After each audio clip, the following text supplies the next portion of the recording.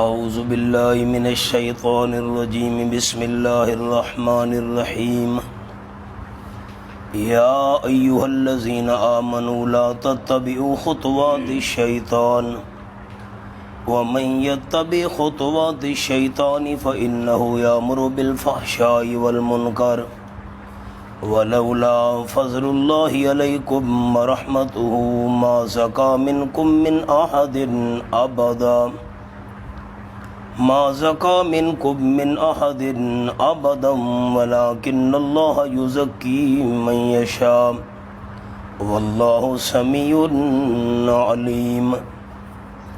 یہاں تک ہمارا سبق پہنچ چکا تھا۔ یا ایھا الذین آمنوا، اے ایمان والو، نہ پیچھے چلو شیطان کے قدموں کے۔ میں ربط عرض کروں گا، بڑا عجیب ربط، میں ترجمہ کر لوں۔ وَمَن يَتَّبِعْ خُطُوَاتِ الشَّيْطَانِ، ثمرہ اتباع، جو شیطان کے پیچھے چلے گا، نتیجہ جو بندہ پیچھے چلے گا شیطان کے قدموں کے، فَإِنَّهُ يَأْمُرُ بِالْفَحْشَاءِ وَالْمُنکَرِ، پس یقیناً وہ شیطان حکم دیتا ہے ساتھ بے حیائی کے اور گناہ کے کام کے، بے حیائی اور گناہوں کے کام کا حکم دیتا ہے۔ قصہ تو چل رہا تھا حضرت عائشہ رضی اللہ تعالی عنہ پر تہمت کا، پھر 4 قوانین بیان ہوئے، سورت کے شروع میں زجرات تھیں، اور درمیان میں فرما دیا ایمان والو شیطان کے قدموں کے پیچھے نہ چلو۔ جو شیطان کے قدموں کے پیچھے چلے گا، شیطان بے حیائی اور گناہ کا حکم دیتا ہے۔ سامنے جملہ لکھیں ربط کے لیے، مومنوں کو نصیحت کہ زوجہ رسول پر تہمت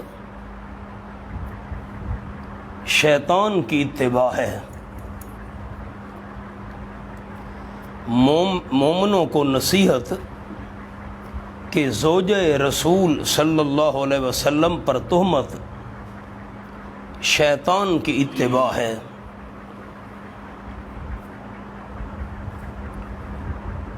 اب آپ میری طرف دیکھیں گے تو میں آپ کو خطوات سمجھاؤں۔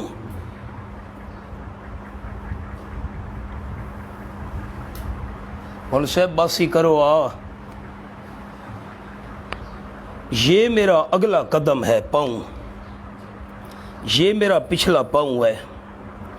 یہ تو میں ہاتھ کے ذریعے مثال آپ کو دے رہا ہوں، یہ اگلا پاؤں ہے اور یہ میرا پچھلا پاؤں ہے۔ اب اگلا جو میرا پاؤں ہے، اگلا پاؤں یہ اس کا یہ حصہ، یہ انگلیاں، اور یہ میرا پچھلا پاؤں ہے، یہ اس کی ایڑی۔ یہ میں نے اگلا پاؤں رکھا زمین پر، یہ پچھلا رکھا، چل رہا ہوں، رک گیا۔ تو اگلے پاؤں کی انگلیاں اور پچھلے پاؤں کی ایڑی، یہ ان میں فاصلہ زیادہ ہے، اس کو خط نہیں کہتے۔ اگلے پاؤں کی ایڑی اور یہ پچھلے پاؤں کی انگلیاں، یہ انگوٹھا، یہ جو 3-4 انچ کا فاصلہ ہے، اس کو کہتے ہیں خط۔ فرق سمجھ آیا نہیں؟ اگلے پاؤں کی انگلیاں اور پچھلے پاؤں کی ایڑی، اس کو خط نہیں کہتے۔ خط کہتے ہیں اگلے پاؤں کی ایڑی اور پچھلے پاؤں کی یہ انگلیاں، یہ جو فاصلہ ہے 3-4 انچ، اتنا بھی شیطان کے پیچھے نہ چلو، چند انچ بنتا ہے، 2-3 انچ۔ یہ یا ایھا الذین آمنوا لا تتبعوا خطوات الشیطان، مومنین کو نصیحت کہ زوجہ رسول صلی اللہ علیہ وسلم پر تہمت شیطان کی اتباع ہے۔ اے ایمان والو، نہ پیچھے چلو شیطان کے قدموں کے نشانات کے۔ جو بندہ پیچھے چلے گا، ثمرہ اتباع، شیطان کے قدموں کے نشانات کے، فَإِنَّهُ، پر یقیناً وہ شیطان حکم دیتا ہے ساتھ بے حیائی کے اور گناہ کے کام کے۔ وَلَوْلَا فَضْلُ اللَّهِ عَلَيْكُمْ وَرَحْمَتُهُ، اعادہ لبود العہد لبیان الجزا۔ عرض کیا تھا پہلا لولا اور دوسرا لولا دونوں کی جزا ایک ہے، یہ تیسرا لولا تھا وہ دوسری سطر میں لولا فضل اللہ علیکم ورحمتہ، اور یہ چوتھا ہے لولا فضل اللہ، ان دونوں کی جزا ایک ہے۔ اب چونکہ جزا بیان نہیں ہوئی تھی تو جزا بیان کرنے کے لیے لولا کو دوبارہ دہرا دیا، اس کو کہتے ہیں اعادہ بود عہد، اعادہ دوبارہ دہرانا، بود مانا دوری، عہد مانا زمانہ، زمانہ تھوڑا دور ہو گیا تھا، بات کو دوبارہ دہرانے کے لیے جزا بیان کرنی تھی، لولا ذکر کر دیا پھر۔ وَلَوْلَا فَضْلُ اللَّهِ عَلَيْكُمْ وَرَحْمَتُهُ، اگر نہ ہوتا فضل اللہ کریم کا تم پر، فضل اللہ پر لکھ لیں، اس صورت کا نازل کرنا، اس صورت کا نازل کرنا یہ اللہ کا فضل ہے تم پر۔ وَلَوْلَا فَضْلُ اللَّهِ عَلَيْكُمْ وَرَحْمَتُهُ، اگر نہ ہوتا فضل اللہ کریم کا تم پر، وَرَحْمَتُهُ، اور اس کی رحمت، اور اس کی رحمت، رحمتُهُ اس پر ایک جملہ لکھنا ہے، نزول احکام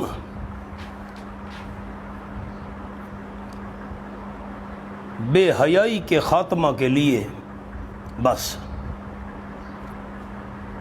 ما زکا منکم من احد ابدا، اللہ کا فضل نہ ہوتا تم پر اور اس کی رحمت نہ ہوتی تو ما زکا منکم من احد ابدا، نہ سنور سکتا تم میں سے کوئی ایک کبھی بھی۔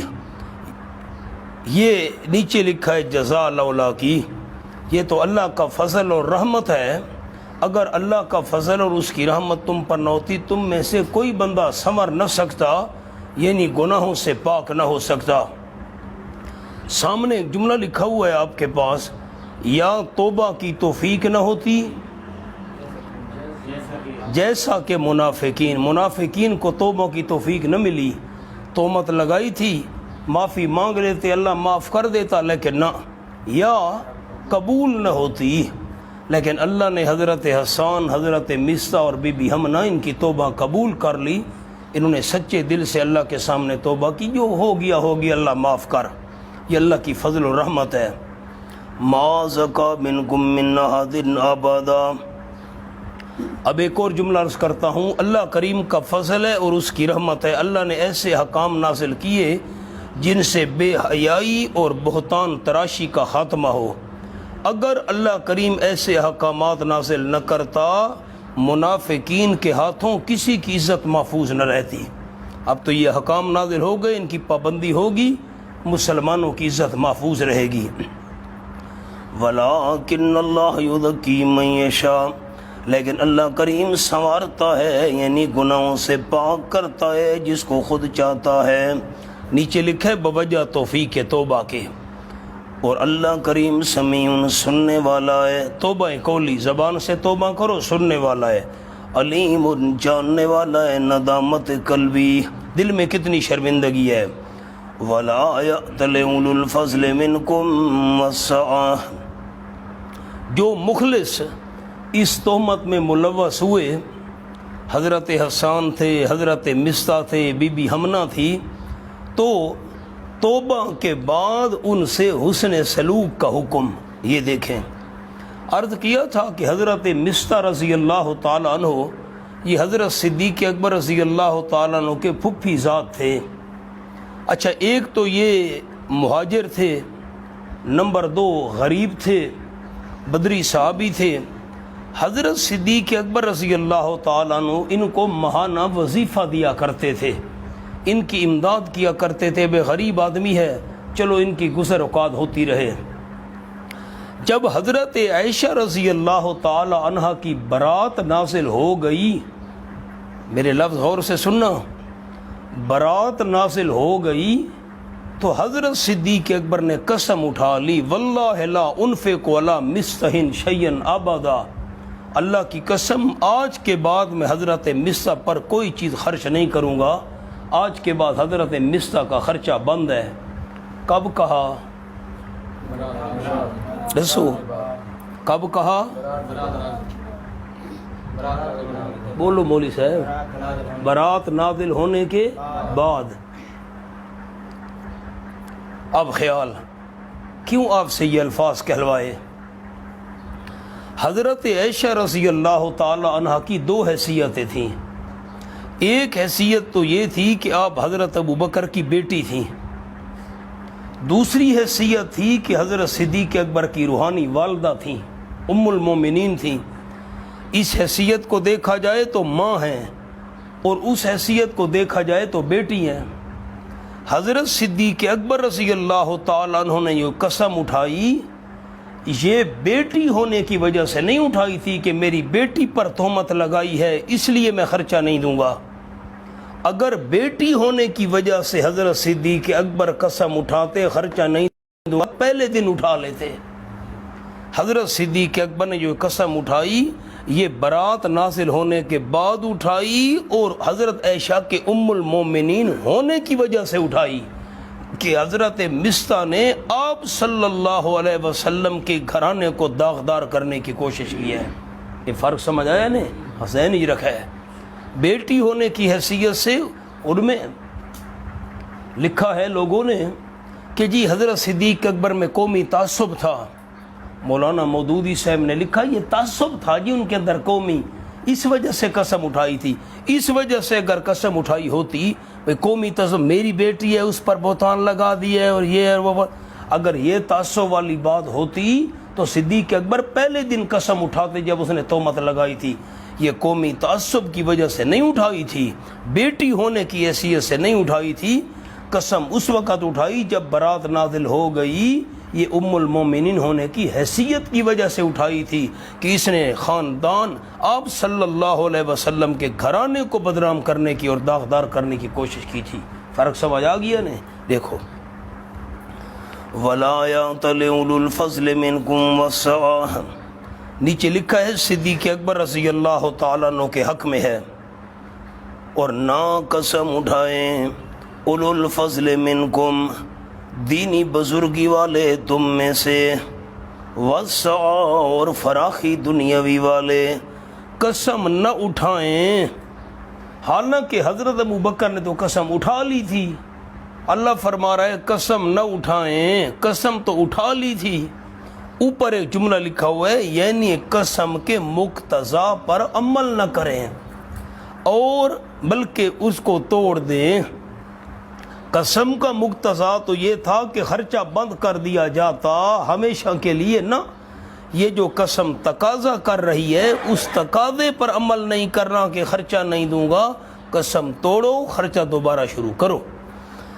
وَلَا يَعْتَلِ أُولُو الْفَضْلِ مِنْكُمْ وَالسَّعَةِ، اور نہ قسم اٹھائیں یعنی قسم اٹھائی ہوئی کو توڑ دیں، دینی بزرگی والے منکم تم میں سے، وسعہ اور دنیاوی فراخی والے۔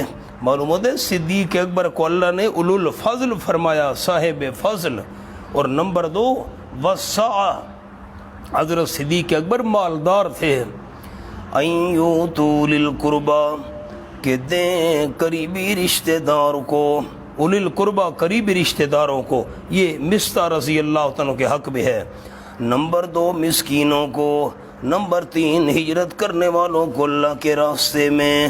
پھر پیچھے صفحہ دیکھیے، حضرت مصطح اولی القربا قریبی رشتہ داروں میں سے ایک، نمبر 2 مسکینوں میں سے ہے 2، نمبر 3 مہاجرین میں سے ہے 3۔ وَلْيَعْفُوا وَلْيَصْفَحُوا، چاہیے کہ معاف کر دیں اور چاہیے کہ درگزر کر دیں، دل میں بھی بات نہ رکھیں، دل سے بھی یہ بات نکال دیں۔ حضرت مصطح پریشان ہو گئے کہ پہلے حضرت صدیق اکبر خرچہ دیا کرتے تھے، غریب آدمی ہوں اب کیا کروں گا۔ کل جملہ ایک سنایا تھا آپ کو، اللہ صحابہ کی پریشانی برداشت نہیں کرتا تھا، اللہ نے آیت نازل کر دی، فرمایا لا تحبون یغفر اللہ لکم، ترغیب، شوق دلایا، کیا تم پسند نہیں کرتے کہ بخشش فرما دے اللہ کریم واسطے تمہارے؟ نہ تمہیں یہ پسند نہیں ہے کہ اللہ تمہیں معاف کر دے، اوپر لکھا ہے تو تم بھی اپنے قصور والوں کو معاف کر دو۔ تم اپنے قصور والوں کو معاف کرو گے اللہ تمہاری بخشش کے فیصلے کر دے گا۔ بخشش اور عطا دینا دوسرے کو یہ اسباب مغفرت میں سے ہے، ان کو کیوں بند کرتے ہو؟ چیز بھی دو